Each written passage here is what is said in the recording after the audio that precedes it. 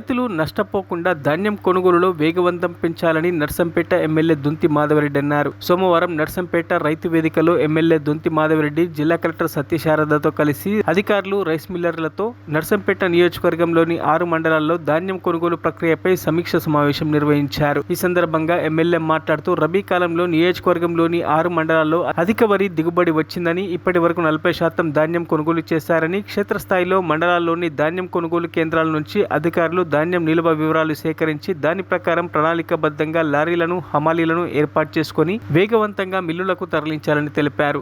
ఈ సమీక్షలో అదనపు collector Sandhyarani, Narsampet market committee chairman Palvai Srinivas, DRDO Kausalya Devi, జిల్లా వ్యవసాయ అధికారి అనురాధ, జిల్లా సహకార అధికారి నీరజ, సంబంధిత శాఖల అధికారులు తదితరులు పాల్గొన్నారు.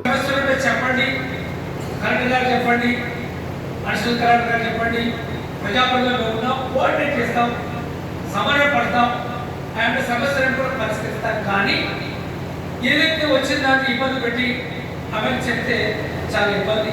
అది మా దృష్టికి వచ్చింది. అది రాకుండా మీరు అది పాటించండి.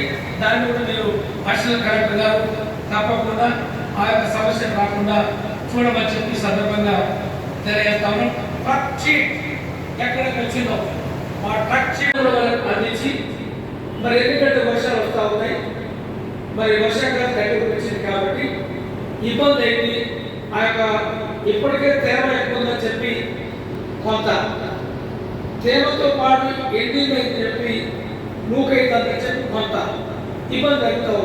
ఇవన్నీ కూడా నివారించి వెంటనే లిఫ్ట్ చేయాలని చెప్పి కలెక్టర్ గారి కోరిక మీద ఈరోజు కార్యక్రమాన్ని ఏర్పాటు చేయడం. కాబట్టి ఇందులో వీడికి వెంటనే ఈ పొడినే ఇవన్నీ కూడా లిఫ్ట్ చేస్తూ ఈ మిగిలిన సెక్టర్ నుంచి ఏదైతే టెంటటివ్గా అంచనా వేసి అది ఎంత కాలంలో వస్తుంది మిగిలిన పంట, వాటికి కూడా వెంటనే ఈ యొక్క ప్లానింగ్, ఈ యొక్క కార్యక్రమాన్ని కొనసాగించడానికి వేగవంతం చేయాలనేది నేపథ్య అంశం. రెండోది ఏదైతే రైస్ మిల్స్కి అలాట్మెంట్ ఆఫ్ ఇది బ్యాండ్ అలాట్మెంట్ చేసేటప్పుడు వారి యొక్క సామర్థ్యాన్ని బట్టి ఒక వారం రోజులకి, ఒక 10 రోజులకి మీరు కేటాయిస్తే బాగుంటుంది. ఏదైతే 5,000 టన్స్ పట్టే వారికి 1,000 ఇచ్చి 2,000 ఇచ్చి మళ్ళీ టీఎస్ దగ్గర పోయి మళ్ళీ ఏఎస్ దగ్గర పోయి మాకు అలాట్మెంట్ రాలేదు, ట్యాగ్ రాలేదు, ఇది అనుకున్నారు.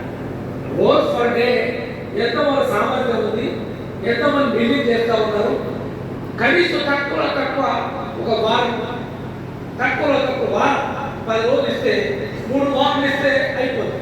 3 వారాలు 4 వారాలు ఇస్తే అయిపోతుంది. మరిన్ని అప్డేట్స్ కోసం మా ఛానల్ని సబ్స్క్రైబ్ చేయండి.